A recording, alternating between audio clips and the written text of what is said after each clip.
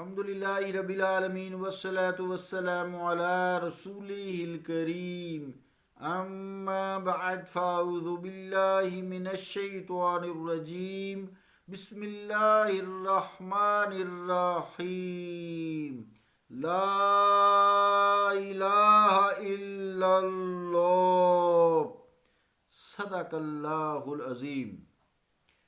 عزیزان گرامی قدر، السلام علیکم ورحمۃ اللہ وبرکاتہ۔ جو آیت کریمہ میں نے تلاوت کی ہے اسے کلمہ طیبہ کا پہلا حصہ بھی کہتے ہیں۔ اس کا مطلب ہے لا، نہیں ہے کوئی الہ معبود، لا الہ الا اللہ، مگر اللہ ہے، یعنی کوئی معبود نہیں ہے سوائے اللہ کے۔ اللہ کا قول سچا ہے جو بڑی ہی عظمت والا ہے۔ عزیزان گرامی قدر، تمام جسمانی مالی عبادات صرف اللہ کے لیے ہے۔ سجدہ عبودیت کا، عبادت کا صرف اللہ کو ہے اور کسی کو نہیں ہے۔ تو سجدہ تعظیمی کی گفتگو چل رہی تھی جو پہلی امتوں میں جائز تھا، لیکن امت مصطفیٰ صلی اللہ علیہ وآلہ وسلم کے لیے سجدہ تعظیمی بھی حرام ہے۔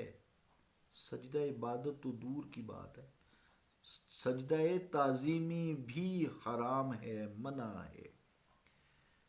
اب کچھ لوگ عقیدت مند ہوتے ہیں، ہونی بھی چاہیے، عقیدت ہونی چاہیے، اپنے ماں باپ سے جیسے استاد سے عقیدت ہوتی ہے، اپنے شیخ سے عقیدت ہونی چاہیے، جن سے انسان نے کچھ سیکھا ہے، قرآن و حدیث سیکھی ہے، کچھ علم پایا ہے، کچھ دلی سکون پایا ہے، جن کی دعا سے، جن کے زندگی گزارنے کے طریقہ کار کو بتانے سے، پھر اس پر عمل کرنے سے کچھ سکون پایا ہے۔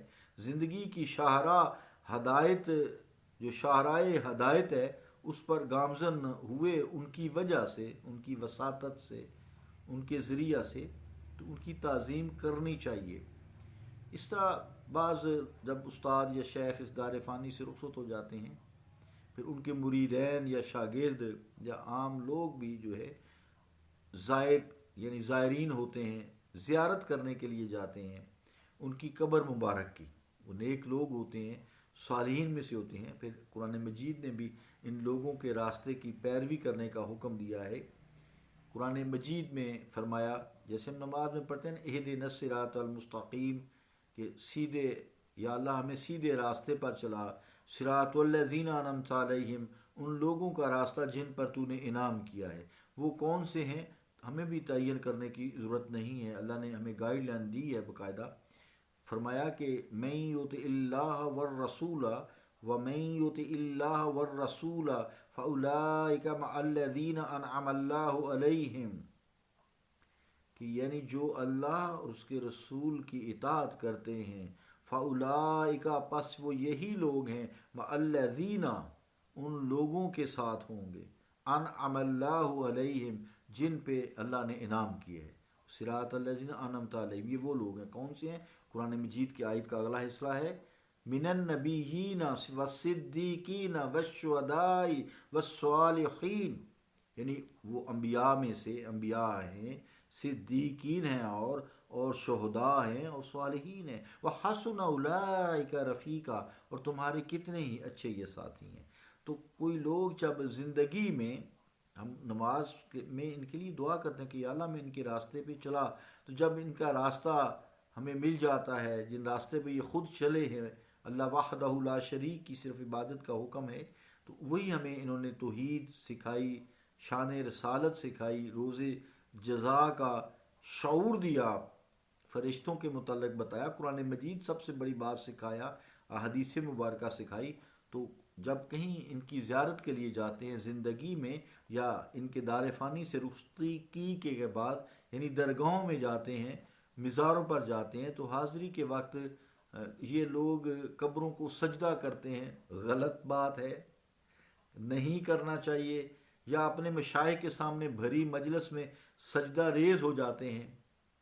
غلط بات ہے، نہیں کرنا چاہیے. اگر کوئی عقیدت سے کوئی زیادہ ہی محبت سے ایسا کر بھی دے تو اس سے دریافت انسان جب کرتا ہے بھئی یہ تو نے کیا کیا، سجدہ کیا؟ کہ نہیں، سجدہ تو اللہ ہی کو. میں نے بڑے بڑے ان پڑھوں سے پوچھا ہے، عورتوں سے، بندوں سے بھی، کہتے نہیں سجدہ اللہ کا، یہ صرف ان کی ہم تعظیم کرتے ہیں، لیکن یہ حرام ہے، نہیں کرنا چاہیے. دوسرے کو جو جاہل لوگ ہیں اوپر سے شیطان ان پہ حاوی ہوتا ہے تو وہ پھر کہہ دیتے ہیں جی یہ عبادت کرتے ہیں. ایسی بات نہیں ہے، یہ محض الزام تراشی اور بہتان ہے. انہیں بھی ایسا نہیں کرنا چاہیے، ایسا کہیں بھی نہیں ہوتا اور نہ ہی کوئی کرنے دیتا ہے. اگر بالفرض اگر کہیں ایسا دیکھنے میں آئے تو اسے آرام سے سمجھانا چاہیے، منع کرنا چاہیے کہ ایسا کرنا پہلی امتوں میں جائز تھا مگر اب اس کی ممانعت ہے. منع کرنا چاہیے آرام اور معقول طریقے سے. اب چونکہ وقت ہوا، انشاءاللہ باقی کل کریں گے. صلی اللہ تعالیٰ علی رسول خیر خلقہ محمد وعلی آلہ وصحابہ اجمعین برحمتک یا ارحم الراحمین.